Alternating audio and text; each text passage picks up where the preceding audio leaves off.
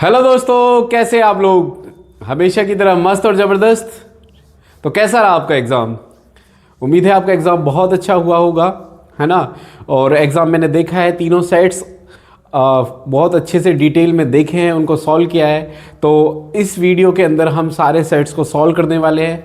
वैसे तो most of the sets में सिमिलर क्वेश्चंस थे, ठीक है। तो कुछ क्वेश्चन जो वेरी कर रहे थे उनको भी बताएंगे, ठीक है, कि कैसे वो सॉल्व होंगे। और एमसीक्यूज़ और केस स्टडी बिल्कुल डिटेल में एक्सप्लेन करेंगे, ठीक है बेटा। सारे क्वेश्चंस को हम अच्छे से सॉल्व करने वाले हैं, पूरी वीडियो देखना। और मेरे अकॉर्डिंग कैसा रहा एग्ज़ाम, मैं इसको क्या रेटिंग दूंगा, क्या ये ईजी था, मॉडरेट था, इसको मैं बिल्कुल वीडियो के लास्ट में बताऊंगा, ठीक है। तो चलिए स्टार्ट करते हैं, हम सॉल्यूशन करते हैं बेटा, ठीक है।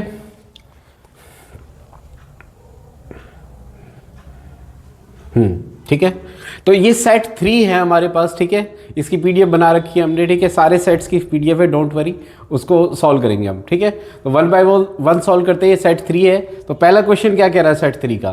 कह रहा है 500 nanometre photon is incident normally on perfectly reflected surface and reflected the value of momentum is transfer to the surface. देखो ये क्वेश्चन किस तरीके से सॉल्व करना है आपको कि एक मान लो एक सरफेस है, रिफ्लेक्टिंग सरफेस है, ठीक है। तो यहाँ से एक फोटोन गया और रिफ्लेक्ट बैक होके आया है। तो जब ये इधर जा रहा है तो इसका मोमेंटम कितना होगा? p होगा। और इधर आएगा तो इसका मोमेंटम कितना हो जाएगा? -p। क्यों? क्योंकि वेलोसिटी चेंज हो जाएगी ना, p = mv होता है। इधर क्या हो जाएगा? -mv हो जाएगा, इसलिए -p लिख रहा हूँ मैं। तो कितना मोमेंटम चेंज हुआ भाई? डेल्टा p क्या हो जाएगा हमारा? p2 - p1 यानी p2 - p1 यानी P2 कितना है बेटा? -p, और ये -p -2p है ना। और -2p का मतलब कितना हुआ? -2p का मतलब हुआ कितना? 2p का मतलब होता है h/λ, है ना। हमें मैग्नीट्यूड पे जाना है बेटा, मोमेंटम ट्रांसफर द वैल्यू पूछ रहा है ना। तो 2h की वैल्यू 6.63 10⁻³ 34 है ना। और लैम्बडा कितना है आपका? 500 नैनोमीटर। नैनो कितना होता है? 10⁻⁹ सॉल्व करेंगे बेटा, आंसर कितना आएगा? ये आएगा इसका, ठीक है। ओके, नेक्स्ट क्वेश्चन करते हैं। कह रहा है a good diode checked by multimeter should have. देखो आपको पहले ही पता है बेटा फॉरवर्ड बाइस में क्या होता है। ये बहुत ही बेसिक क्वेश्चन था, बहुत ज़्यादा बेसिक क्वेश्चन। तो इसके अंदर बस सिंपली ये देखना था आपको, ये मल्टीमीटर लगा के कुछ ऐसा बोल के कंफ्यूज करने की कोशिश की है बच्चों को, कंफ्यूज नहीं होना था। High resistance in reverse bias और लो रेजिस्टेंस इन फॉरवर्ड बाइस, ये तो सबको ही पता है। तो आंसर बेटा यही रहेगा, कुछ एक्स्ट्रा करने की जरूरत नहीं है। कह रहा है a square loop of, next question, 0.50 metre loop है, स्क्वायर है, ठीक है। और इस place in uniform magnetic field perpendicular to the plane, ठीक है। परपेंडिकुलर टू द प्लेन यानी ठीक है। एक मैग्नेटिक फील्ड है, देखो मान लो एक मैग्नेटिक फील्ड है और ये ऐसे है। एक स्क्वायर लूप इधर रखा है ना। मैग्नेटिक फील्ड इधर है। अच्छा, इसका लूप का नॉर्मल किस तरफ होगा? इधर ही मैग्नेटिक फील्ड की डायरेक्शन में, यानी थीटा की वैल्यू कितनी हो गई? थीटा की वैल्यू 0 डिग्री हो गई। The loop is rotated. अब लूप को रोटेट किया कितने डिग्री पे? लूप को रोटेट किया है 60 डिग्री पे, समझ के। The amount of EMF induce कैसे निकालोगे भाई? अमाउंट ऑफ इंड्यूस्ड ईएमएफ क्या होता है? -dφ/dt, ठीक है। ओके, अब dφ का मतलब क्या हुआ बेटा? d∅2 - ∅1 और T2 - T1, ये हो जाएगा हमारे पास, ठीक है। अब ∅1 अलग से निकाल लेते हैं। ∅1 क्या हो जाएगा बेटा? BA cos 0। पहली बार एंगल कितना है? 0 है भाई। नॉर्मल और मैग्नेटिक फील्ड हमेशा एंगल नॉर्मल का देखते हैं, याद रखना, ठीक है। क्योंकि एरिया तो क्या है बेटा? Area is scalar quantity. तो मैं नॉर्मल का और मैग्नेटिक फील्ड का एंगल कितना है? 0 है। B कितना बच्चा मेरे? B हमारे पास है, मैग्नेटिक फील्ड कितनी दे रखी है? 0.4 टेस्ला। 0.4 टेस्ला होगी। एरिया कितना हो जाएगा? स्क्वायर लूप है तो 0.5 × 0.50, ठीक है। ये ∅1 आ जाएगा। और ∅2 कैसे निकालोगे? 0। ∅2 की वैल्यू कितनी आएगी हमारे पास? B कितनी? B वही है 0.4। एरिया कितना हो जाएगा? एरिया भी तो सेम रहेगा, 0.50 × 0.50, है ना। लेंथ इंटू ब्रेड्थ होता है ना एरिया, और स्क्वायर में तो a स्क्वायर होता है। और 0.50 0.50 और एंगल कितना हो जाएगा? cos 60। cos 60 कितना होता है? 1/2 होता है हमारे पास, है ना बेटा, ठीक है। तो इसको सॉल्व कर लेंगे। तो ∅2 - ∅1 और T2 - T1 की वैल्यू कितनी आ जाएगी बेटा? रखो इसको, ये ∅2 की वैल्यू रखनी है, ∅1 की वैल्यू रखनी है, ठीक है। तो आंसर कितना आएगा इसका? 2.5 वोल्ट आएगा। टाइम ये रहा 0.2 सेकेंड, समझ के। क्लियर। नेक्स्ट आगे ये क्वेश्चन है द मैग्नेटिक फील्ड, ये अच्छा लेवल का क्वेश्चन था, बढ़िया क्वेश्चन था, ठीक है। बी वाई इतना इतना इतना मैग्नेटिक फील्ड ये दे रखी है हमारे पास, और तुम्हें पता है बी इजकल टू क्या होता है बेटा, बी नॉट के एक्स प्लस ओमेगा टी, है ना। यानी एक्स कहाँ ये रहा, अगर कंपेयर करें तो, यानी अल्फा क्या है हमारा, के है, ठीक है। और के क्या होता है हमारा 2 पाई बाई लैम्बडा, यानी अल्फा निकालना, अल्फा हमारा के होगा अगर कंपेयर करें तो इसको, ठीक है, 2 पाई बाई लैम्बडा, ठीक है। अच्छा अब वो केक पूछ रहा है, लैम्बडा तो दे ही नहीं रखा, लैम्बडा निकाल लेंगे ना हम, 2 पाई बाय लैम्बडा, लैम्बडा क्या होता है बेटा, न्यू इक्वल टू होता है वी बाय लैम्बडा, तो लैम्बडा क्या हो जाएगा वी बाई न्यू, तो वी बाई न्यू रख दो, लैम्बडा की जगह वी बाय न्यू, समझ के। अच्छा वी क्या होता है, रिफ्रैक्टिव इंडेक्स दे रखा है कितना 1.5, है ना, 2 पाई बाई, रिफ्रैक्टिव इंडेक्स क्या होता है N equal to C by V है हमारे पास, तो यहाँ से वी की वैल्यू क्या हो जाएगी सी बाई एन, ठीक है। तो वी की वैल्यू क्या पुट कर दो सी बाय एन इंटू न्यू, समझ के, ओके ठीक है बेटा, ओके हाँ ठीक है। तो ये आ जाएगा आपका 2 बाय सी इंटू, हाँ नीचे रह गया ये एन न्यू ऊपर चला जाएगा, एन और न्यू ऊपर चला जाएगा। अच्छा ओमेगा दे रखा है बेटा, इसका मतलब ये ओमेगा दे रखा हमारे पास, न्यू यहाँ से निकल जाएगा, ओमेगा क्या होता है हमारा 2 पाई न्यू, तो न्यू इजकल टू क्या आ जाएगा ओमेगा अपॉन 2 पाई, तो न्यू की वैल्यू ये पुट कर दो, तो ये हो जाएगा 2 पाई, ठीक है, सी इंटू एन की वैल्यू कितनी है 1.5 और न्यू की वैल्यू ओमेगा अपॉन 2 पाई, 2 पाई से 2 पाई कैंसिल हो जाएगा, तो ये आ जाएगा ओमेगा इंटू 1.5 अपॉन सी, ओमेगा कितना दे रखा 1.5 10 टू पावर कितना 11, ठीक है, into 1.5 upon C 3 into 10 to power 8, ठीक है बेटा। इसको सॉल्व करेंगे तो ये आएगा आपका 7.5 10 टू पावर 2 मीटर पर सेकेंड, ठीक है, मीटर पर मीटर, ये आएगा आंसर। नेक्स्ट अगला, a charge particle is moving in a magnetic field B with a constant speed V, the circular path, अब क्या कह रहा है, ठीक है, of radius R, which of the following graph represent the variation of radius of the part, ठीक है। देखो कुछ नहीं, ज़्यादा नहीं डिटेल में जाना है इतना, देखो M V square by R क्या होता है हमें, हमारे पास क्यू वी बी कितनी बार कराया सेंटीमीटर फोर्स मैग्नेटिक फोर्स के इक्वल हो जाएगा, तो बी की वैल्यू की आर की वैल्यू क्या आ जाएगी, यहाँ से आर की वैल्यू आ जाएगी M V upon Q B, यानी R inversely proportional to B, inverse का ग्राफ कौन सा है, ये ग्राफ है इसमें, क्लियर है। नेक्स्ट आगे बहुत बेसिक क्वेश्चन अगला कह रहा था which of the following statement is not true for electric energy for compare to the DC form, ये सारी देखो, production of AC economical, AC सस्ता है ना, AC can be easily efficiently converted into one voltage to other, AC को हम transformer की help से वन फॉर्म से दूसरी फॉर्म में कन्वर्ट कर सकते हैं, AC can be transmitted economically, yes AC को हम इकोनॉमिकली एक जगह से दूसरी जगह ले सकते हैं, एसी इज लेस डेंजरस, ये गलत है, तो आंसर ये आएगा बेटा, ठीक है, नॉट करेक्ट पूछ रहा है। कह रहा है the energy of electron and orbit इतना, हाइड्रोजन एटम इज माइनस इतना, द एंगुलर मोमेंटम, देखो एनर्जी का फॉर्मूला क्या होता है बेटा -13.6 अपॉन एन स्क्वायर इलेक्ट्रोवोल्ट, अब एनर्जी दे रखी है -3.4 -13.6 upon N square into eV, ठीक है, ईवी में दे रखे हैं, काट लो इसको, एन स्क्वायर की वैल्यू यहाँ पे 4 आ जाएगी, एन की वैल्यू कितनी आएगी 2 आ जाएगी। अब कह रहा है कि एंगुलर मोमेंटम क्या होगा, M V R equal to क्या होता है NH अपॉन 2 पाई, तो एन की वैल्यू कितनी ले लो 2 ले लो, एच की h अपॉन 2 पाई, 2 से 2 कट गया, आंसर आ जाएगा h अपॉन पाई, तो h upon pi is the right answer, ठीक है।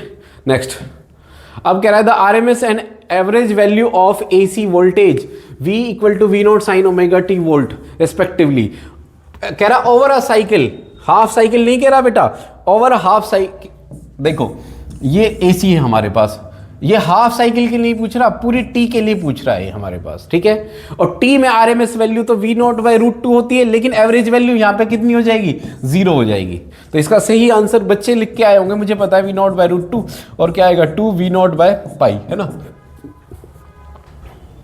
वी नॉट बाई पाई, ऐसे ये वाला आंसर नहीं ये करना ही नहीं है, ये आंसर ये है बेटा, कंप्लीट साइकिल में ये आएगा आंसर, ठीक है, ओके। नेक्स्ट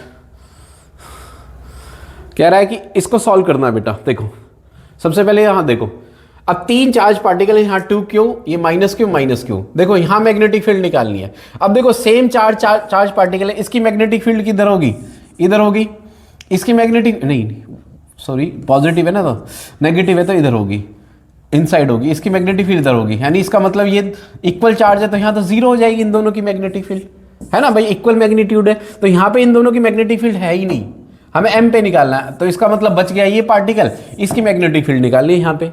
तो पहले यहाँ से यहाँ तक की डिस्टेंस पता होनी चाहिए, इनकी तो कैंसिल हो गई ना भाई, सेम चार्ज है तो यहाँ पे कोई मैग्नेटिक फील्ड, अब बच गया ये, इसकी निकाल लो भाई, ये वाली डिस्टेंस चाहिए पहले तो हमें ए एम, तो ए एम निकाल लो। ए एम कैसे निकालोगे भाई, ए एम का फॉर्मूला मतलब परपेंडिकुलर है ना, ए एम स्क्वेयर निकालो तुम, वाई ए एम स्क्वेयर, क्योंकि एल स्क्वेयर लगेगा लास्ट में, लेंथ के फॉर्मूले में ई इक्वल टू क्या होता है, के क्यू बाय आर स्क्वेयर है ना, तो स्क्वेयर चाहिए हमें, ए एम स्क्वेयर कितना हो जाएगा, मतलब हाइपोटेन्यूज का स्क्वेयर यानी एल रूट टू इसका होल स्क्वेयर माइनस ये कितना है 2l है, तो टोटल ये हाफ आधा हो जाएगा एल स्क्वेयर, यानी 2l square minus L square यानी एल स्क्वेयर आ जाएगा, A M square L square हो जाएगा, यानी के इलेक्ट्रिक फील्ड क्या होता है, के क्यू बाय आर स्क्वेयर, के 1/4 पाई एप्सिलॉन नॉट, क्यू कितना है 2q, और आर स्क्वेयर मतलब एल स्क्वेयर, समझ के, ऑलरेडी स्क्वेयर है ए एम स्क्वेयर, तो अलोंग किस डायरेक्शन में, पॉजिटिव है तो बाहर की तरफ होगा,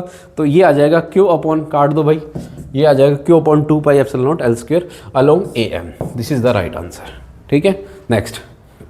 ओके, ये मास डिफेक्ट का क्वेश्चन है, कल मैंने बताया था q वैल्यू के लिए निकालना है। q वैल्यू क्या होती है बेटा, डेल्टा m इंटू 931.5 है ना, और मेगा इलेक्ट्रोवोल्ट। ये क्या होता है, mass of reactant minus mass of product, reactant कौन सा x है, ये प्रोडक्ट है, इसके मास में से माइनस कर दो भाई, ये आंसर आ जाएगा, समझ के, इसको हम मास डिफेक्ट बोलते हैं। ठीक है, नेक्स्ट कह रहा है 2 point R and S are equidistant from the charges Q and -2Q, the work done in moving charge -Q from R and S। देखो मेरी बात सुनो, यहाँ पे बेटा दो चार्ज पार्टिकल है, यहाँ पे देखो कितने हैं हमारे पास, Q and -2Q, इसको हम Q कर देते हैं और इसको -2Q कर देते हैं। ठीक है, the work R and equidistant from two charges, तो इक्वी डिस्टेंस है कहाँ से, Q से एंड -2Q से, मतलब मान लो एक यहाँ पे है हमारे पास चार्ज पार्टिकल और एक मान लो यहाँ पे है हमारे पास चार्ज पार्टिकल। ठीक है, ये हमारा R हो गया और ये S हो गया, ये इक्वी डिस्टेंस है। ठीक है, मतलब मान लो इसकी डिस्टेंस R1 होगी, इसकी डिस्टेंस R2, ऐसे ही इसकी डिस्टेंस क्या होगी, R1 होगी, इसकी R2, दोनों इक्वी डिस्टेंस है ना।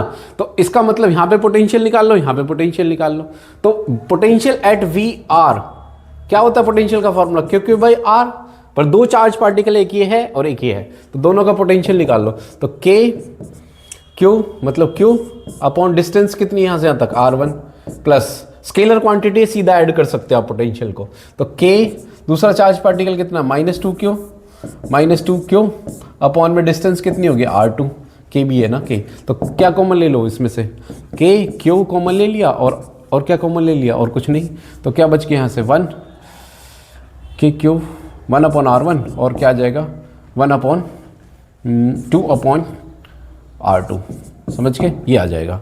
ऐसे ही V P पे पोटेंशियल निकाल लो, ये कहाँ पे निकाल है, R पे, और ये S पे निकाल लो, एक यहाँ पे निकाल लो S पे, तो सेम डिस्टेंस है, यही आएगा फॉर्मूला भी, K Q upon R1 minus 2 upon R2, यानी दोनों पे पोटेंशियल सेम है, यानी potential of V R equal to VS, यानी ये दोनों क्या है, हमारे इक्विपोटेंशियल सरफेस हैं, और इक्विपोटेंशियल सरफेस पे वर्क डन होगा ही नहीं, चाहे V से R की तरफ जाओगे चार्ज मूव ही नहीं करेगा, तो वर्क डन की वैल्यू कितनी हो जाएगी हमारी, 0 आ जाएगी, तो इसका आंसर क्या आएगा बेटा 0, 0 is the right answer. Next, the radius of nucleus of mass, ये बहुत ही ईजी क्वेश्चन था, सीधा सा पूछा हुआ है, ये फॉर्मूला लगा दो A0, ठीक है, R0 की वैल्यू कितनी होती है 1.2 फर्मी, समझ गए, और इसका क्यूब लेना 125 का क्यूब कितना होगा 5, तो 1.25 को 5 से मल्टीप्लाई कर दो 6 फर्मी आ जाएगा, आंसर कितना आ जाएगा हमारा 6 फर्मी। एसेशन रीजन कर लेते हैं भाई, in Young's double slit experiment the fringe width and dark and bright fringes is the same, हाँ बिल्कुल, फ्रिंज विड्थ चाहे डार्क की ले लो चाहे ब्राइट की, दोनों की सेम होती है, fringe width is given by, बिल्कुल सही बात है, आंसर ए आ जाएगा, बिल्कुल सही है। ठीक है, पहली बार CBSE में एक एसेशन रीजन के अंदर एक चीज़ क्वालिटी आई यहाँ पे, वो बताऊंगा क्या चीज़, energy is the release when heavy nucleus undergoes fusion and light nuclei undergoes fusion. देखो अगर हम बाइंडिंग एनर्जी वाला याद है तो मैं कर्व है ना, तो ये था कुछ ऐसे, कल ही पढ़ा रहा था मैं तुम्हें ये वाली चीज़, ठीक है। तो ये वाले क्या करते हैं, फिजन करते हैं, और ये क्या करते हैं, फ्यूजन करते हैं भाई। Lighter nuclei energy release when heavy nuclei undergoes fusion, बिल्कुल सही बात है, और लाइटर न्यूक्लियर फ्यूजन बिल्कुल सही है, ये तो स्टेटमेंट ठीक है। For heavy nucleus binding energy per nuclear increases, heavy nucleus के लिए binding energy per nuclear increases with increasing Z, while for lighter nuclear it decreases with increasing Z. No, देखो जैसे बाइंडिंग एनर्जी क्या कह रहा है कि for heavy nucleus the binding energy nuclear increases, no, binding energy decrease होती है, heavy nucleus less stable होते हैं हमारे, समझ गए। तो बाइंडिंग एनर्जी कम हुई ना, वो जल्दी स्प्लिट हो जाएंगे, उनकी एनर्जी बाइंडिंग एनर्जी डिक्रीज होती है भाई जितना हैवी न्यूक्लियस होगा। तो ये ऑप्शन गलत हो गया, आंसर क्या आएगा, सी आएगा, ठीक है। नेक्स्ट, फोटो इलेक्ट्रिफिकेट स्पॉन्टेनियस प्रोसेस, बिल्कुल बढ़िया, अच्छी बात है, बिल्कुल करेक्ट बात भी है, ठीक है। According to wave picture of radiation an electron would be the take hours days to absorb sufficient energy overcome the work function, ये स्टेटमेंट भी ठीक है, ये वेव थ्योरी के अकॉर्डिंग है, ये पार्टिकल थ्योरी के अकॉर्डिंग है, लेकिन ये इसको एक्सप्लेन नहीं कर रही है भाई, ये तो अलग है ना, इससे कोई कनेक्शन नहीं है, wave theory particle theory, option आ जाएगा B. Next, induce EMF in a coil will be more when the magnetic flux linked with the coil is more, है ना। शुरू में देखने पे लगेगा कि ये आंसर बिल्कुल ठीक है, लेकिन इसमें एक उसने ट्रिक कर दी है।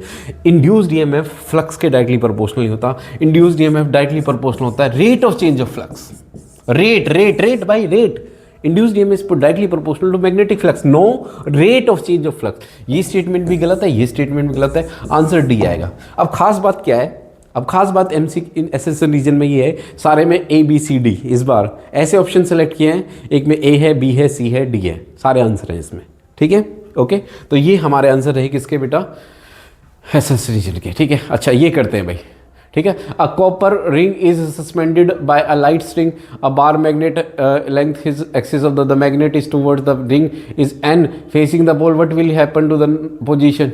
देखो ये लेंज लो के अकॉर्डिंग कर लोगे इसको, ठीक है। नॉर्थ पोल कह रहा है कि light copper ring is freely suspended by light string, ठीक है। Bar magnet is held horizontally with length along the axis of the ring, the magnet एक कोयल है इस तरीके से और एक मैग्नेट है इस तरीके से, विद नॉर्थ पोल लेके आ रहे हैं, what will be happen to the position. देखो उससे क्या होगा, उसमें कौन सी पोलैरिटी जनरेट होगी, अगर नॉर्थ पोल लेगा होगी नॉर्थ जनरेट होगी इसमें, है ना, इस कोयल के अंदर, तो रिपेल करेंगे एक दूसरे को, बस यही बताना था, लेंज लॉ के अकॉर्डिंग आएगा। अच्छा next, a ray of light M N is incident normally on the face of इतना इतना इतना, ये क्वेश्चन कितनी बार कराया है, सीधा सीधा सा क्वेश्चन है, PYQ है ये बिल्कुल, ठीक है। कह रहा है कि अगर इसका रिफ्रैक्टिव इंडेक्स √2 है तो क्या होगा, अगर √3 है तो क्या होगा, ठीक है। तो पहले तो इसका क्रिटिकल एंगल निकाल लेते हैं। देखो ये जब रे जाएगी इस तरीके से तो इसमें नॉर्मल ऐसे ड्रॉ होगा, तो इंसिडेंट एंगल कितना हो गया, आई निकाल लो, आई इजकल टू, देखो ये कितना होगा बेटा, ये 45 डिग्री होगा, है ना भाई, ये कितना होगा, देखो ये नॉर्मल है हमारे पास, ये इसका आधा करोगे तो 45 आ जाएगा यहाँ पे, ठीक है। तो इसका क्रिटिकल एंगल निकाल लो, म्यूजिकल टू 1/sin c, ठीक है। तो c निकालना है, ठीक है, तो sin c है ना, तो sin c निकाल लो, इसका क्रिटिकल एंगल कितना हो जाएगा, साइन यानी 1 पॉइंट, क्रिटिकल एंगल कितना आएगा इसका 45 डिग्री आएगा, है ना। तो अब कह रहा है कि देखो म्यूजिकल टू 45 डिग्री है, पासिस ऑफ द √2 इतना इतना, ठीक है, ओके। अब कह रहा है √2 के लिए क्या होगा, देखो म्यूजिकल टू क्या होता है हमारे पास 1/sin c, है ना, तो sin c इजकल टू कितना हो जाएगा हमारे पास 1/√2, √2 है ना, हाँ √2 है, तो sin c इसका मतलब क्या होगा 1/√2 है हमारे पास, और क्रिटिकल एंगल कितना आ रहा है इसके लिए, क्रिटिकल एंगल 45 डिग्री आ रहा है हमारे पास, ठीक है। तो कह रहा है कि द पाथ ऑफ रे ट्रेसेस अगर √2 हुआ होगा तो जो लाइट है वो कैसे ट्रेस करेगी बेटा, लाइट AC से ट्रेस करेगी, समझ गए, TIR होगा यहाँ पे, क्योंकि I equal to critical angle के इक्वल आ जाएगा हमारे पास, क्योंकि प्रिज्म का मटेरियल कितना है हमारा √2 है हमारे पास, क्लियर है बेटा, ओके। नेक्स्ट उसके बाद क्या है, अगर √3 है तो इसका वो निकाल लो बेटा, क्रिटिकल एंगल, म्यूजिकल टू कितना है, इंसिडेंट एंगल नहीं, sorry critical angle, I am sorry critical angle, ठीक है। तो √3 इजकल टू क्या आ जाएगा 1/sin c, c equal to क्या आएगा 1/√3, तो 1/√3 कितना आएगा, इसका क्रिटिकल एंगल कितना होना चाहिए, लाइट कितने डिग्री से इंसिडेंट हो रही है बेटा, लाइट हो रही है 45 डिग्री के एंगल से, ठीक है। तो 45 डिग्री के लिए इसका क्रिटिकल एंगल कितना है हमारे पास, क्रिटिकल एंगल 1/√2, 1/√2 का मतलब 45 डिग्री है ना। देखो दोबारा समझाता हूँ, कोई बात नहीं, देखो है ना, थोड़ा सा मैंने भी यहाँ पे गड़बड़ कर दी है ना, सही से नहीं समझाया, मैं दोबारा करता हूँ, कोई बात नहीं, ठीक है। देखो लाइट कितनी डिग्री पे इंसिडेंट हो रही है बेटा, 45 डिग्री के एंगल पे, ठीक है। तो अब एक प्रिज्म है, इंडेक्स प्रिज्म, इसका रिफ्रैक्टिव इंडेक्स √2 है, √2 है, तो इसका क्रिटिकल एंगल देखो साइन सी इक्वल टू 1/√2, यानी सी इक्वल टू कितना आएगा, साइन इनवर्स 1/√2 यानी 45 डिग्री।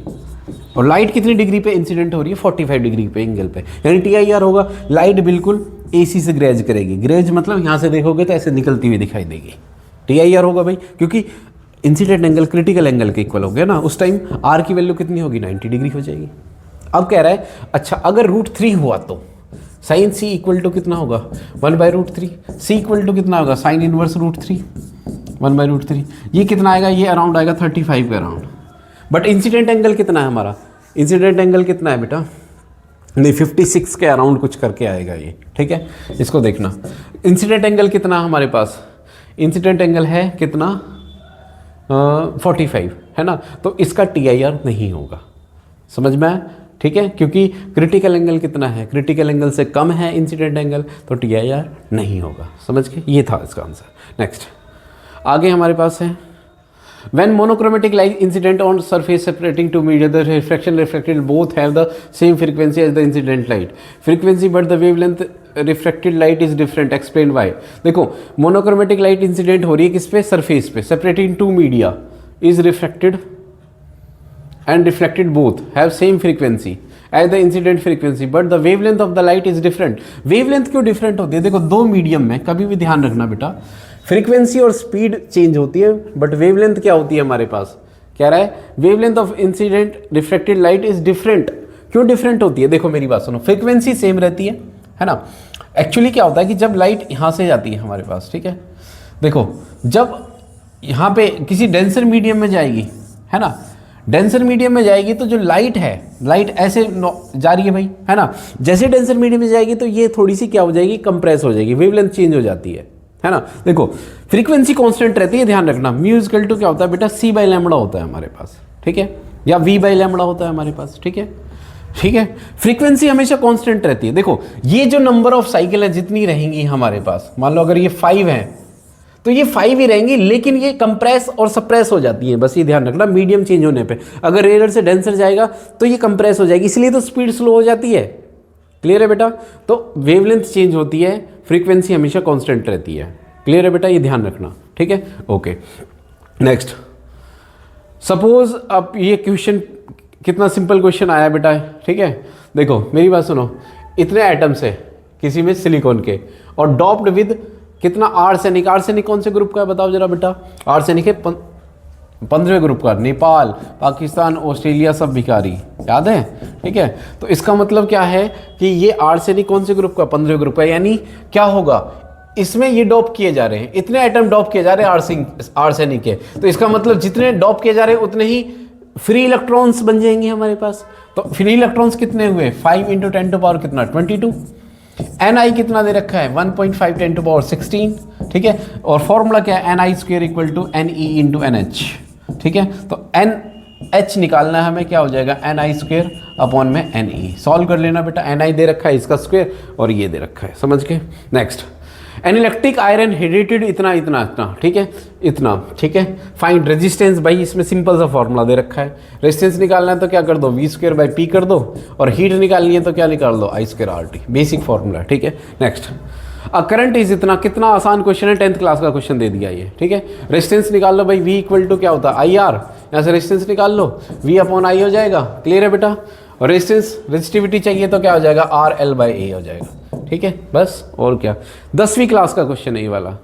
डिस्प्लेसमेंट करंट क्या होता है बताया था तुम्हें, डिस्प्लेसमेंट करंट क्या होता है बेटा, ठीक है, जो कैपेसिटर के बीच में होता है जिसमें करंट ना in form of EM waves travel करता है, that is called displacement current, और इसका फॉर्मूला होता है ε0 d∅/dt। और मैक्सवेल इक्वेशन बन जाएगी फिर इससे modified, Maxwell amperes equation V0 I + ID, समझ के, ये हमारा इसका आंसर होगा, ठीक है, okay. Can a transfer step up step down DC power supply, step up और can a transformer work as step up transfer. देखो ट्रांसफार्मर क्या होता है बेटा, एसी के लिए वर्क करता है क्योंकि फ्लक्चुएट होती है। डीसी में magnetic field magnetic flux change नहीं होगा तो नहीं होगा ये इसमें, ठीक है, मतलब नहीं वर्क करेगा, ठीक है। Can a step up transformer work as step down transformer, कर सकते हैं हम, वोल्टेज चेंज करके वोल्टेज वेरी करके कर सकते हैं इसको, ठीक है। Does a step up transfer contradict the principle of conservation of energy justify. देखो ideal transformer conservation of energy को होल्ड करेगा, यस, ठीक है, बट कुछ एनर्जी लॉस होते हैं, इसलिए कंजर्वेशन ऑफ एनर्जी, अगर एनर्जी लॉस को भी ऐड कर लें हम, है ना, तो वो कंजर्वेशन ऑफ लॉ को होल्ड करेगा। आइडियल ट्रांसफार्मर के केस में कंजर्वेशन ऑफ एनर्जी रहेगी, ठीक है। और energy otherwise there are some resistive forces like hysteresis loss होता है, उसके अंदर कॉपर लॉस होता है ना, और हमिंग नॉइज होती है ना, तो वो एनर्जी उसमें कन्वर्ट हो जाती है। Next, draw circuit diagram, wave, half wave, full wave, ये तो आना ही था, ठीक है। इस क्वेश्चन को करते हैं भाई इतना इतना, ठीक है। Electric dipole moment of system, direction the electric dipole moment, इतना find the electric dipole moment of the systems, कुछ नहीं करना, घुमाने की कोशिश की है। देखो ये Q1 है, Q2 है हमारे पास, ठीक है, ओके। लोकेटेड एक कहाँ पे, 0 0 15 पे, इतने पे, और एक +15 पे, यहाँ पे मान लो ये हमारे पास कोऑर्डिनेट सिस्टम है, ठीक है। एक यहाँ पे लोकेट कर रहा है 2.5 10 टू पावर कितना -7, ठीक है, और ये कितना है हमारे पास, एक प्लस पे है एक माइनस पे 2.5 10 टू पावर माइनस, ठीक है। इसके वेक्टर कर दो, ये आ जाएगा 0i + 0j -15k, ठीक है, और ये कितना हो जाएगा, इसकी लोकेशन क्या हो जाएगी 15k, ठीक है। r निकाल लो, r क्या हो जाएगा r2 - r1, ठीक है, तो यानी 15 to 30k आ जाएगा, ठीक है। डिस्टेंस क्या हो जाएगी, r वेक्टर निकाल लो, क्या हो जाएगा i² + j² + k², i तो है ही नहीं हमारे पास, j भी नहीं है, k है बस, 30 और k का स्क्वायर यानी 30 आएगा हमारे पास, ठीक है, okay. Distance, electric dipole moment निकालना, डाइपोल मोमेंट का फॉर्मूला निकालो भाई, Q × 2a, चार्ज तो दे ही रखा है और 2a लगा देना, ठीक है, ओके, क्लियर है। डायरेक्शन हमेशा होती है नेगेटिव से पॉजिटिव की तरफ, clear, okay. Photo electric emission, कितना आसान क्वेश्चन दे रखा है ये हमारे पास, इसको कर लो। फोटो इलेक्ट्रिक एमिशन इतना, फाई नॉट इतना है, फ्रीक्वेंसी इतनी है, कैलकुलेट एनर्जी, एनर्जी का फॉर्मूला लगा दो, h न्यू दे रखी है हमारे पास, सिंपल सा क्वेश्चन है। Maximum kinetic energy, kinetic maximum EV0 होता है हमारे पास, ठीक है, EV0, और आप निकाल सकते हैं भाई, देखो क्या फॉर्मूला हमारे पास, E = फाई नॉट ये दे रखा है, तुम इससे फाई नॉट निकाल। काइनेटिक एनर्जी का टोटल एनर्जी होती है, मानी काइनेटिक बच्चा मेरे, kinetic energy plus phi naught, समझ के, ओके। काइनेटिक एनर्जी क्या होती है हमारे पास, अब काइनेटिक एनर्जी होती है हमारे पास E, देखो E यहाँ से फाई नॉट ले आओ इसको इधर, ये काइनेटिक एनर्जी हो जाएगी EV0, ये क्या होता है हमारा EV0, समझ के, ओके। V0 चाहिए भाई, तो E माइनस क्या आ जाएगा, फाई नॉट अपॉन में E, इससे सॉल्व कर लेंगे, ठीक है। अच्छा काइनेटिक एनर्जी पूछी हुई थी, स्टॉपिंग पोटेंशियल ये आ जाएगा इससे, ठीक है, ओके। नेक्स्ट, न्यूक्लियर फोर्स के, भाई ये क्वेश्चन कराया था बेटा, न्यूक्लियर फोर्सेस क्यों होते हैं, ठीक है, ओके।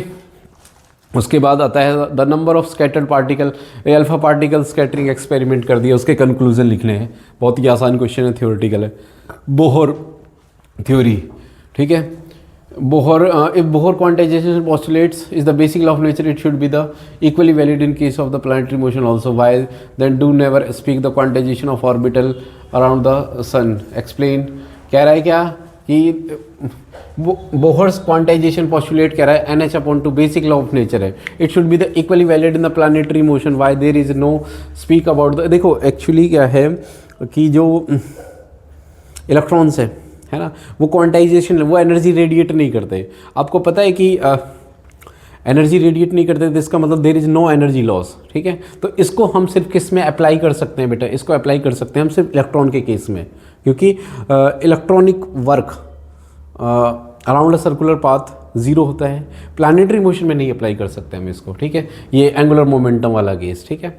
MV/r = ये सिर्फ किस में, ये सिर्फ जो पार्टिकल है ना हमारे क्वांटाइज्ड, क्वांटम लेवल पे एप्लीकेबल है, क्लासिकल लेवल पे नहीं है ये हमारा, ठीक है। जो ये थ्योरी है MV/r = NH/2π। Write the expression for the magnetic field due to the current element vector form, इतना इतना इतना, कैलकुलेट द मैग्नेटिक फील्ड। ये देखो बोहर उसका है बेटा, ये बायोट-सावर्ट लॉ का, तो बायोट-सावर्ट लॉ क्या कहता है, B equal to mu naught I D L cross R, समझ के, upon R square, R cube upon R cube, ठीक है। तो इसको कैसे सॉल्व करेंगे, म्यू नॉट बाई 4 पाई, ठीक है। तो I D L cross R है हमारे पास, पहले आई कितना हमारे पास, आई दे रखा 10, तो आई डी एल निकाल लेते हैं भाई। आई कितना हमारे पास 10 और D L segment in the wire, current element C in the wire, write the expression for the magnetic field in consider है पहले तो बायोट सेवर्ट्स लिखना है बेटा, ठीक है, यहाँ तक। Consider 1 centimetre wire origin carrying a current ampere in positive x direction, मतलब एक्स डायरेक्शन में। तो एलिमेंट कितना है बेटा, 1 सेंटीमीटर का है। 1 सेंटीमीटर का मतलब 0.01 है ना, हाँ 0.01 मीटर और कौन सा आई कैप, एक्स डायरेक्शन में है ना, समझ के, ओके। कैलकुलेट द मैग्नीट्यूड, अब ये देखो हमारे पास आर, ये आर वेक्टर है, तो आर वेक्टर कितना आ जाएगा, आई प्लस जे प्लस 0 के, मतलब ये तो है ही नहीं, ठीक है। तो ये आर है, अब यहाँ से निकाल लो आई, म्यू नॉट बाई 4 पाई की वैल्यू तो पता ही है तुम्हें, 10 टू पावर -7, ठीक है। डी एल क्रॉस आर है हमारे पास, तो डी देखो इसको कैसे लिखता है, I D L cross R, cross product कर लो किसका, डी एल और आर का, नीचे आर क्यूब है। अच्छा आर कितना आएगा, आर आएगा, इसका मैग्नीट्यूड निकालो तो कितना आएगा, आर आएगा 1 का स्क्वायर प्लस 1 का स्क्वायर यानी √2, तो आर की वैल्यू तो √2 आ गई, ठीक है। तो √2 का क्यूब हो जाएगा यहाँ से, ठीक है।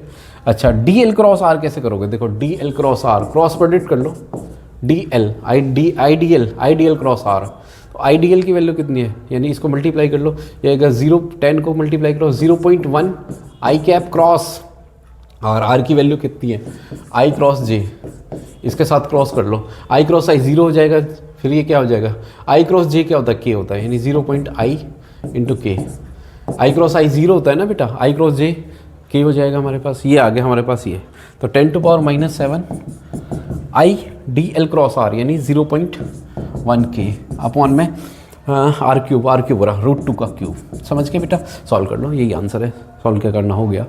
नेक्स्ट केस स्टडी, अब केस स्टडी करते हैं बेटा, सुनो केस स्टडी कैसे करोगे, देखो कह रहा है कि अपेयर ऑफ इतना इतना इतना, ठीक है, इसको देखो, ये सब कहानी है पूरी सारी, नोट कर लेना बस इसमें, ठीक है। देखो मैं बताता हूँ क्या है ये, देखने से लगता है बहुत ही डेंजरस क्वेश्चन है, लेकिन बहुत ही आसान है, ये कुछ भी नहीं है इसमें। 2 पैरेलल प्लेट हैं हमारे पास, ये मान लो पॉजिटिव से कनेक्टेड है, तो ये पॉजिटिवली चार्ज हो गई और ये नेगेटिवली चार्ज हो गई, ठीक है। तो इलेक्ट्रिक फील्ड ये रही। अब एक चार्ज पार्टिकल आ रहा है, इतनी वेलोसिटी है उसकी 3, वो एंटर करता है, ठीक है, 3 × 10⁻⁷ से, ओके। किस डायरेक्शन में, इस डायरेक्शन में, एक्स डायरेक्शन में जा रहा है वो, ठीक है। ये इन दोनों के बीच की डिस्टेंस हो गई।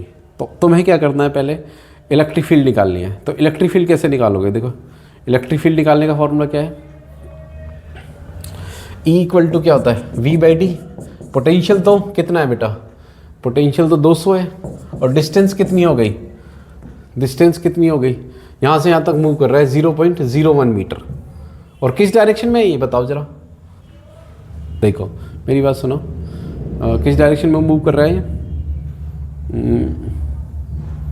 IDL equals R 0.0 और charge particle in horizontal symmetry in the, ठीक है, 0.z एक्सिस, हाँ z एक्सिस में देखो ये 0.01 metre apart along the z axis, z axis मतलब k, तो डिस्टेंस किस डायरेक्शन में बेटा, k डायरेक्शन में है, तो आंसर तो k में ही आएगा। देखो E इक्वल टू क्या होता है बेटा, d/dd, v/d है ना, सो क्या आएगा माइनस d/dr होता है, ठीक है, माइनस d/dr ऐसे कर सकते हो आप। v कितना 200, ठीक है, और डिस्टेंस कितनी 0.01 मीटर है ना, और वो भी किस डायरेक्शन में, k डायरेक्शन में, तो ये आएगा आंसर।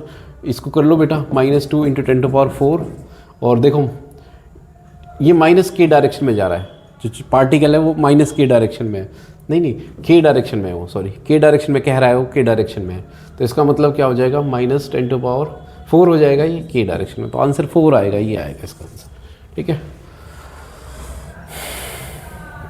नहीं समझ में आया, दोबारा बता देते हैं, ठीक है, ओके। कई बार मैं जल्दी के चक्कर में ऐसा कर देता हूँ, ठीक है। सुनो E इक्वल टू मेरे बच्चा V/d है हमारे पास, ठीक है, V कितना है हमारे पास 200, और डिस्टेंस कितनी है, वो कह रहा है चार्ज पार्टिकल के डायरेक्शन में मूव कर रहा है, डिस्टेंस 0.01, क्या बोल दिया मैंने, चार्ज पार्टिकल उस डायरेक्शन मूव नहीं कर रहा, डिस्टेंस के डायरेक्शन में, ठीक है, तो क्या हो जाएगा, k आ जाएगा हमारे पास, ठीक है। ओके, माइनस माइनस क्यों भाई, ये रहा माइनस, ठीक है। तो ये हमारे पास आ जाएगा -200 इंटू 10⁻², और के तो यानी -2 इंटू 10⁻4 के आ जाएगा, ठीक है। नेक्स्ट है, in region between plates the electron move with acceleration इतना। भाई ये क्वेश्चन कितनी बार आएगा। ई इजकल टू क्या होता है हमारे पास, F/m होता है। F क्या होता है, -E होता है हमारे पास, और m डायरेक्शन में, ठीक है। ओके, अब इलेक्ट्रिक फील्ड निकाली थी ना हमने। इलेक्ट्रिक फील्ड तो ये रही हमारे पास, इलेक्ट्रॉन 1.6 10⁻−19, समझ के। इलेक्ट्रिक फील्ड कितनी है भाई, ऊपर से ले लो, 2 इंटू 10⁻4 कितना 4 के डायरेक्शन में। और क्या है, मास कितना है बच्चा, मास, इलेक्ट्रॉन का मास 9.1 10⁻⁻31, समझ के। सॉल्व कर लो इसको, इसका आंसर क्या आएगा, इसका आंसर ये है, ठीक है। सॉल्व करोगे क्योंकि माइनस माइनस प्लस हो जाएगा ना, +3.5, ठीक है, ये आंसर आएगा। नेक्स्ट है हमारे पास, ओके, कह रहा है कि टाइम ट्रेवल इतना इतना। अब टाइम निकालना है। टाइम कैसे निकालोगे, टाइम क्या होगा, डिस्टेंस अपॉन में स्पीड। तो डिस्टेंस कितनी है, डिस्टेंस अभी तो निकाली थी। डिस्टेंस, चार्ज पार्टिकल कितनी डिस्टेंस ट्रेवल कर रहा है भाई, करो, वापस आओ वापस आओ वापस। डिस्टेंस 0.05,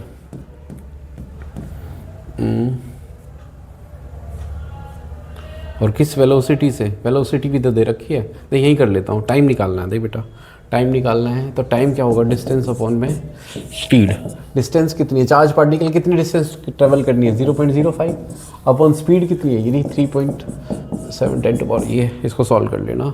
आंसर आ जाएगा कितना, 1.6 कुछ करके आ रहा था इसका आंसर। हाँ ये रहा, इसका आंसर सी है, ठीक है, ये आंसर है इसका।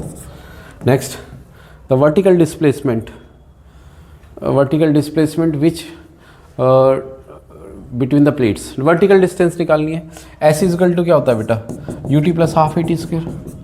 ओके, तो u तो 0, इनिशियल वेलोसिटी 0, तो हाफ ए की वैल्यू ऊपर से निकाली बेटा। ए की वैल्यू कितनी है मेरे बच्चे, ए की वैल्यू अभी निकाली है पिछले पार्ट में, और टी की वैल्यू उसका स्क्वायर कर देना। टी अभी निकाला था 1.6, ये वाला टी आया था। ए की वैल्यू कितनी आई थी, 3.5 कुछ करके जो थी वो ऑप्शन, ठीक है। इसको सॉल्व करेंगे तो इसका आंसर आएगा ऑलमोस्ट ये, हाँ यही आएगा 4.9 करके, समझ में आया, ठीक है। तो this is the right answer.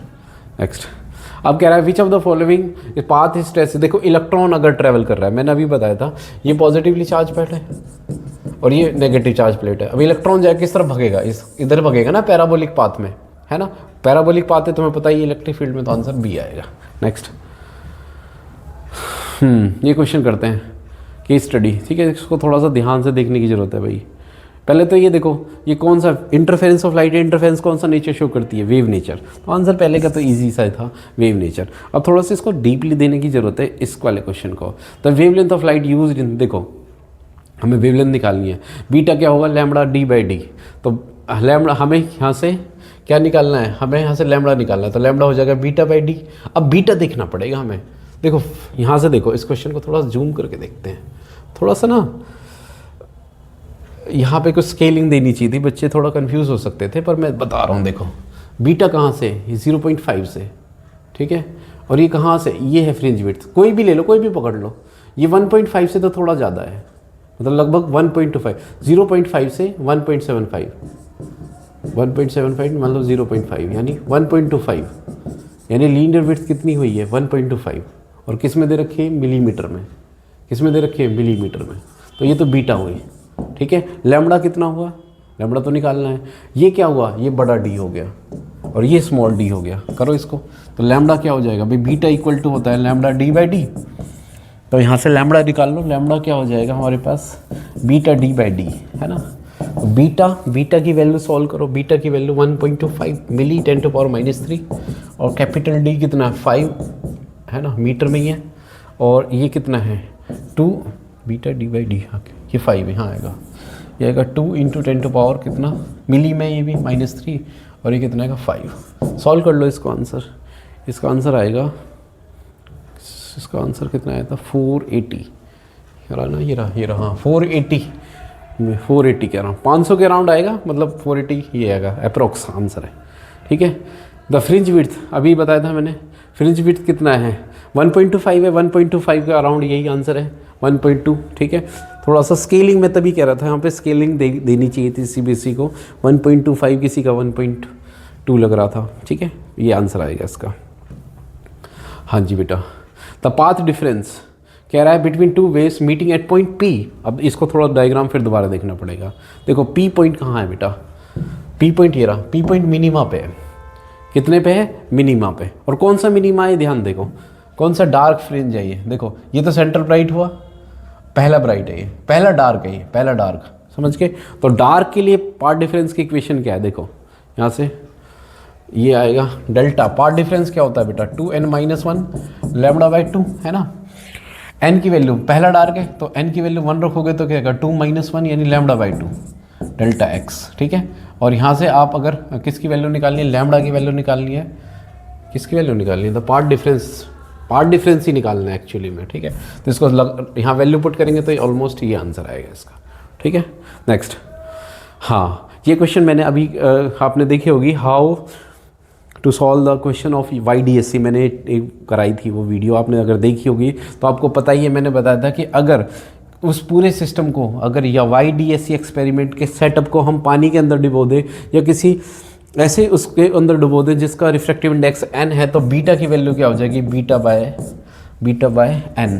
मतलब अगर, और कह रहा है कि n की वैल्यू 1 से ज़्यादा है। देखो अगर ये n से 1 से ज़्यादा हुई तो बीटा डैश यानी फ्रिंज विड्थ कम हो जाएगी, है ना, कम हो जाएगी तो कंप्रेस हो जाएगी, इसका आंसर ये आ जाएगा। क्लियर है बेटा। Next, okay.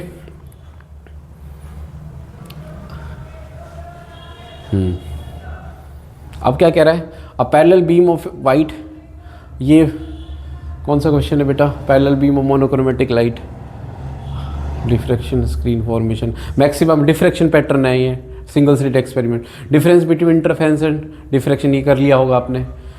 Micro compound microscope को पता ही था, आना ही था। The real image of object is place F and convex lens can be seen, इतना स्टिल, यस इमेज बनेगी, स्क्रीन से कोई मतलब नहीं क्योंकि रियल इमेज बन रही है हमारे पास, ठीक है। ये क्वेश्चन कर लिए होंगे आपने। व्हीटस्टोन ब्रिज का प्रिंसिपल, देखो इसको कैसे करना है, देखो मैं बता देता हूँ तुम्हें, ठीक है। ये क्वेश्चन कैसे करना था बेटा आपको, देखो पहले तो P/Q/R/S, ये देखो पहले क्या ये लग रहा है 20/12 नहीं 20/2 P/Q/R ऐसे होता है, ये आता है 2/1 नहीं, इक्वल नहीं आ रहा था, इसका मतलब इसमें नल डिफ्लेक्शन नहीं होगा। फिर कैसे सॉल्व करोगे, बस कुछ नहीं, आपको इक्वेशन बनानी है, फिर आपको KVL लगा देना है। यहाँ से करंट गया, इसको मैं मान लेता हूँ I, इसको मैं मान लेता हूँ IG, ठीक है, इसको मान लूँगा I - I1, ठीक है। अब यहाँ से देखो ये करंट गया, इसको कितना मानूँ मैं, I - IG हो जाएगा ये, है ना भाई, I में से IG इधर चला गया, I - IG, ठीक है। इधर से ही करंट आ रहा है, इधर से ही करंट आ रहा है, इधर से कितना हो जाएगा ये हो जाएगा I - I1 प्लस IG, ठीक है, ओके। ये यहाँ फिर वापस I आ जाएगा। अब KVL लगा देना, एक बार इधर लगा देना और एक बार इधर लगा देना, 2 इक्वेशन बनेगी हमारे पास, उसको सॉल्व कर लेना, ठीक है। अगर एक से ज़्यादा, एक पूरा लूप ले लेना, फिर 3 बनेंगी इसमें क्योंकि 3 पैरामीटर है ना, फिर एक पूरा ले लेना, ऐसे ऐसे ऐसे इस तरीके से, तो 3 इक्वेशन बनेंगी, उनको सॉल्व करके ये वैल्यू आ जाएगी हमारे पास, ठीक है, IG की वैल्यू। ड्रिफ्ट वेलोसिटी का एक्सप्रेशन है, ठीक है, इसको सॉल्व कर लिया होगा। ये क्वेश्चन मैंने बताया था आपको कि आएगा ही आएगा क्वेश्चन, कुछ नहीं, R = R0 1 + α × ΔT, ये वाली इक्वेशन यूज़ करनी है, ठीक है। इफेक्ट ऑफ रेजिस्टिविटी है, रेजिस्टेंस, हाँ रेजिस्टेंस वाला है, ये वाली इक्वेशन लगानी है, 2 बारी सॉल्व हो जाए करके, ऐसे क्वेश्चन मैंने कराए भी हैं आपको, ठीक है। नेक्स्ट है टॉर्क, रेक्टेंगुलर लॉ, ये टॉर्क वही वाला क्वेश्चन है बेटा, निब्बा वाला, है ना, याद है तुम्हें, रेक्टेंगुलर लूप, ये वाला मैग्नेटिक फील्ड में ना डेरिवेशन है ये पूरा, ये N है, ये S है, ठीक है। तो इसका फॉर्मूला आता है ना, निब्बा आता है, याद है, NIBA ये आता है, ठीक है, ये वाला डेरिवेशन था ये हमारा, ओके। नेक्स्ट, हाँ ये क्वेश्चन है, सर्कुलर आर्क इतना, वर्टिकल सस्पेंडेड इतना, द फील्ड मेक्स इतना एंगल, मैग्नेटिक डाइपोल मोमेंट, यही इसी वैल्यू में पुट करनी है। देखो एक तो magnetic dipole moment, the magnet of current to torque निकाला निब्बा, ठीक है। और टॉर्क वैसे M×B होता है, पहले M निकालना पड़ेगा आपको, यानी MB, M क्रॉस है ना, MB sin θ, ठीक है। थीटा तो ये दे रखा, तो टॉर्क तो ऐसे आ जाएगा, ठीक है। और M कैसे निकालोगे, NIA से, एन दे रखा आई दे रखा है, ए एरिया पाई आर स्क्वायर से निकाल लेना। पहले इस फॉर्मूले का यूज़ करके मैग्नेटिक मोमेंट निकालना, फिर टॉर्क निकालना, ठीक है। ओके, ये क्वेश्चन फोर्स क्या करना है हमें, इसको क्या करना है, force equal to I L cross B, ये वाला डेरिवेशन है, समझ के, I L B sine theta, ये आ जाएगा हमारे पास, ठीक है। ये वाला डेरिवेशन कर लिया होगा आई थिंक आपने। A part of current carrying इतना, ठीक है, और 90 डिग्री पे है ना, तो इफेक्टिव लेंथ कितनी है भाई यहाँ पे, देखो ज़रा, ये तो 50 सेंटीमीटर यानी 0.5 आई, इसको मैं आई मान लेता हूँ और इसको मान लेता हूँ मैं वाई, है ना, ये कितना हो जाएगा, देखो यहाँ से ये इसकी कितनी लेंथ है हमारे पास, ये इफेक्टिव लेंथ कितनी है एक्स डायरेक्शन में, इतनी है भाई, ठीक है। तो ये कितना हो जाएगा 0.5 आई, क्लियर है बेटा। अच्छा, ये कितनी लेंथ है हमारे पास, इसमें से ये आ जाएगा, इसकी डायरेक्शन क्या है हमारे पास, ये डायरेक्शन है हमारे पास, ये आ जाएगा 0.2, इसको जे कर लो या आई कर लो, आई जे, हाँ जे पे आ जाएगी, क्योंकि इसकी डायरेक्शन क्या है, वाई एक्सिस पे है ना, वो भी माइनस वाई की एक्सिस की तरफ है, ये प्लस वाई एक्सिस की तरफ है, ठीक है। तो बी, इसको कैसे सॉल्व करना है, F equal to I L cross B है हमारे पास, देखो आई दे रखा हमारे पास, कितना आई दे रखा है, हाँ दे रखा है 2 एम्पियर, एल कितना हमारे पास 0.5 आई प्लस माइनस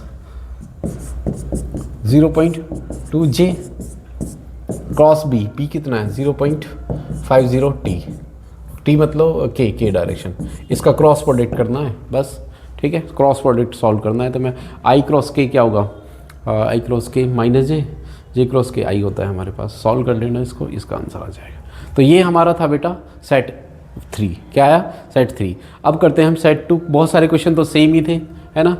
तो ये क्वेश्चन हमने किया है बेटा, ये अभी क्या, इसका आंसर ये है, ठीक है। इसको कैसे सॉल्व कर सकते हैं, जो का आंसर कर चुके हैं हम उसको नहीं करेंगे, दोबारा से h/λ करेंगे तो आंसर ये आ जाएगा मोमेंटम निकालने के लिए। ये क्वेश्चन भी क्या है 6 फर्मी आएगा इसका आंसर, बहुत सारे आंसर रिपीट कर रहे हैं, ठीक है, तो उनको तो हम नहीं करेंगे, ये आंसर ये आएगा इसका, हाई रेजिस्टेंस ये आएगा इसका आंसर, ठीक है, इसका आंसर ये आएगा, ठीक है। नेक्स्ट सॉल्व कर चुके हैं भाई हम, इनको बार बार नहीं करेंगे, ठीक है। अब इस क्वेश्चन को देखते हैं। The point charge minus Q and plus Q located at point D0, देखो ये हमारे पास यहाँ, ये ओरिजिन है हमारे पास, ठीक है। अच्छा, एक ये माइनस क्यू यहाँ है और प्लस क्यू यहाँ है, मतलब 0D, D0 यानी x है ये y है, ये x है ये y है ना। तो प्लस क्यू यहाँ है हमारे पास, है ना, ठीक है, प्लस क्यू यहाँ पे है, ठीक है, और d डिस्टेंस में है ना, और यहाँ पे माइनस क्यू है ना, माइनस क्यू y0 पे है, x0, हाँ ठीक है, ये हमारा माइनस क्यू है हमारे पास, ठीक है। Okay, the electric field at the origin, ये भी डिस्टेंस d पे है हमारे पास, ठीक है।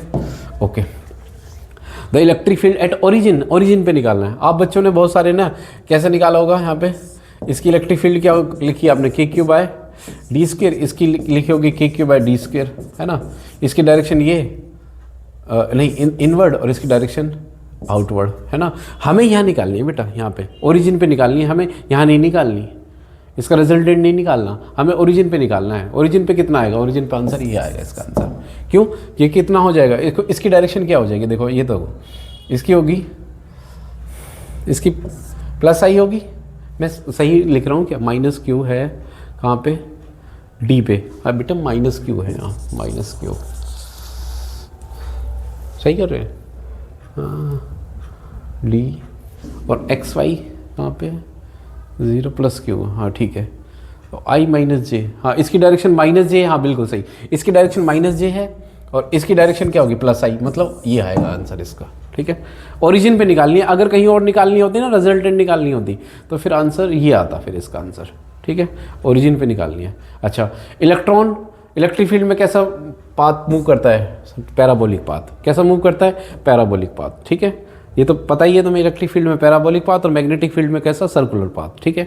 आगे करते हैं हम, ठीक है, आगे क्या है हमारे पास, देखो कह रहा है कि ये तो पार्टिकल है, ये m/12mv², मैग्नेटिक फील्ड में मूव कर रहा है। वेलोसिटी क्या होती है, देखो m वेलोसिटी होती है C equal to E by B होती है ना। अब यहाँ वेलोसिटी C की जगह V है तो E बाई बी कर दो यहाँ पे, ठीक है। ये एनर्जी हो गई हमारे पास, इसका स्क्वायर, ठीक है। यहाँ से M चाहिए उसको, तो M निकालोगे ना, आंसर ये आ जाएगा हमारे पास, ठीक है। M सॉल्व कर लो यहाँ से, M आंसर ये आएगा।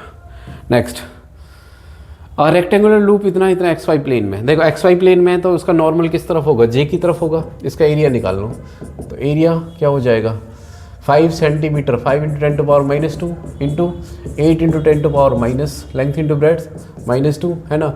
और एक्स वाई प्लेन है उसका मतलब के, नॉर्मल उसका क्या होगा, के डायरेक्शन में होगा। मैग्नेटिक फील्ड ये दे रखी है के डायरेक्शन में, बस क्या निकालना, फ्लक्स निकालना है, फ्लक्स। तो फ्लक्स क्या हो जाएगा, बी ए cos 0 हो जाएगा, क्यों, नॉर्मल भी उस तरफ के की तरफ और मैग्नेटिक फील्ड भी उस तरफ। तो बी कितना है, बी ये रहा 2, और एरिया कितना होगा 5 × 10⁻², 8 × 10⁻²। सॉल्व कर लेंगे, आंसर ये आ जाएगा इसका, ठीक है। नेक्स्ट, हाँ, विच ऑफ द स्टेटमेंट, ये कर लिया हमने, इज लेस डेंजरस, ये भी कर लिया 7.5।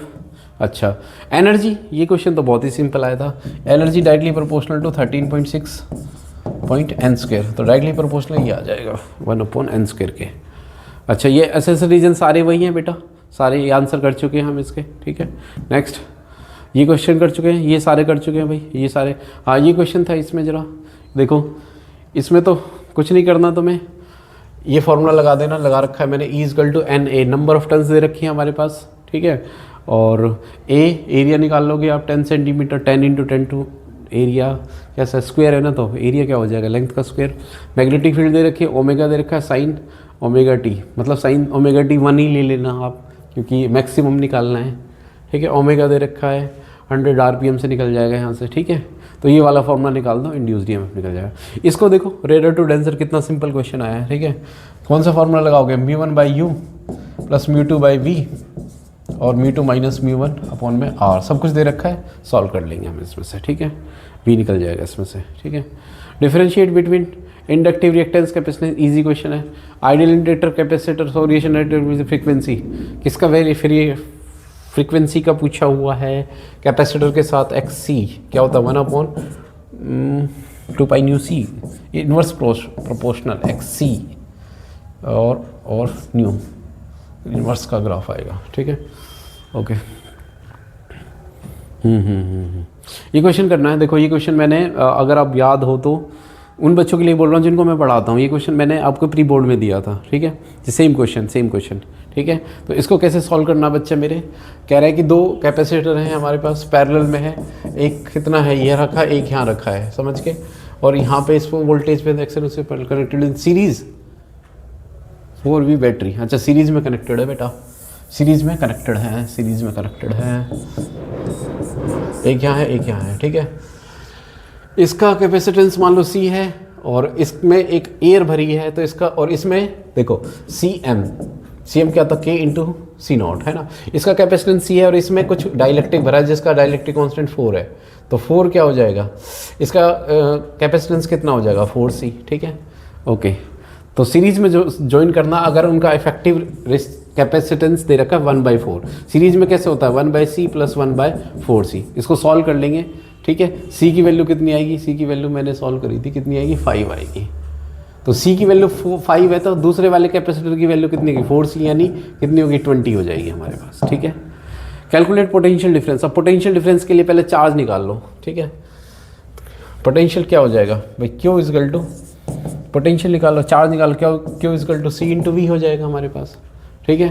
तो C कितना हमारे पास, इफेक्ट इक्विवेलेंट रेजिस्टेंस कैपेसिटेंस कितना है इन दोनों का 4 है, और V कितना हमारे पास, कितने वोल्ट की बैटरी है हमारे पास 6 वोल्ट की, तो 24 कूलम, ठीक है।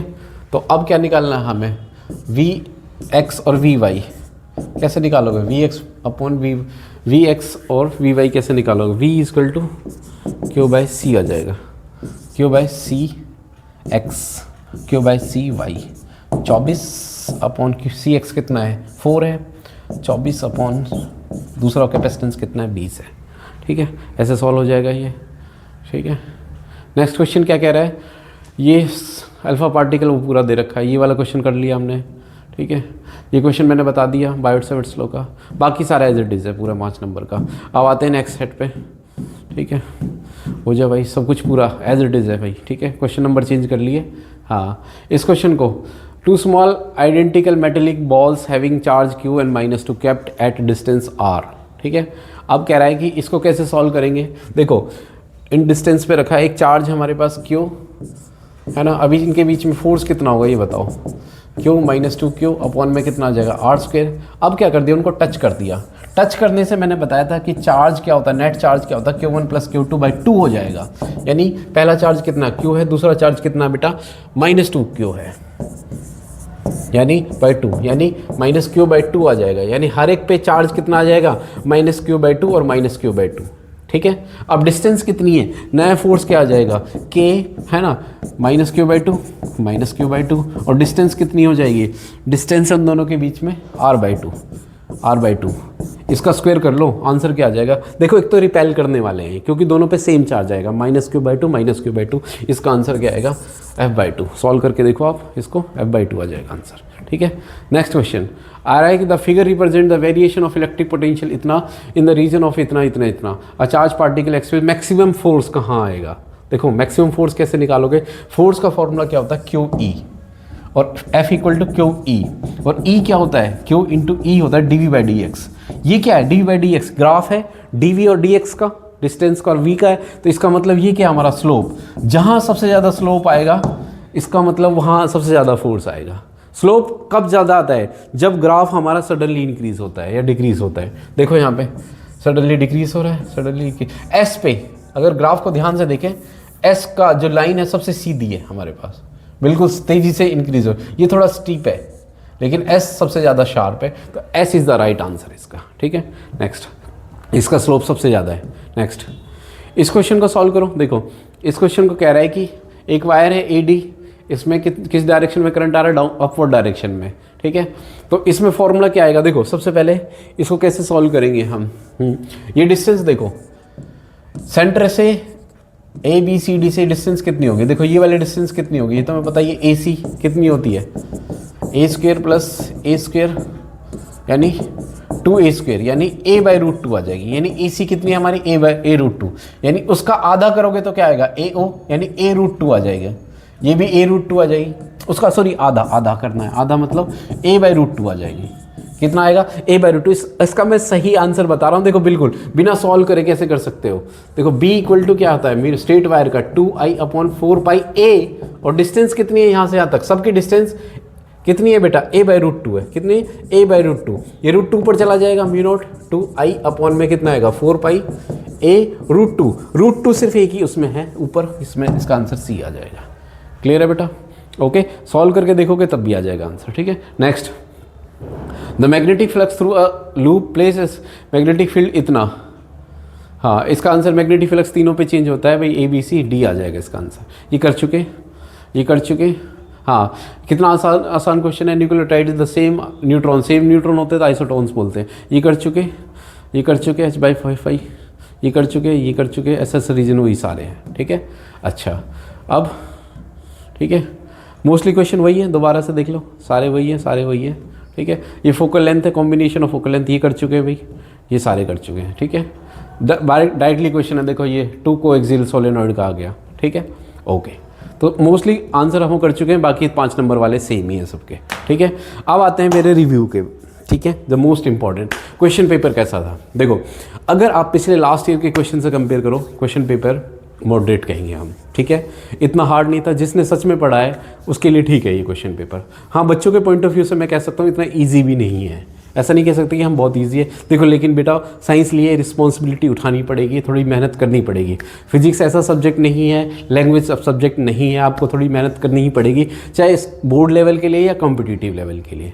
ठीक है, तो मेरे नज़र में जो एग्ज़ाम वो था वो मॉडरेट था, इतना हार्ड नहीं था और आसान भी नहीं था, मॉडरेट। ठीक है, सो ये था आज के लिए बेटा। आई होप आपको सारे सॉल्यूशन समझ में आ गए होंगे। चलो मिलते हैं बेटा नेक्स्ट वीडियो में। ठीक है, thank you so much. Channel को लाइक, सब्सक्राइब, शेयर करें अपने दोस्तों के साथ, क्योंकि हम फिजिक्स की और कंटिन्यूसली आपके लिए वीडियो लेके आते रहते हैं। ठीक है, थैंक यू सो मच।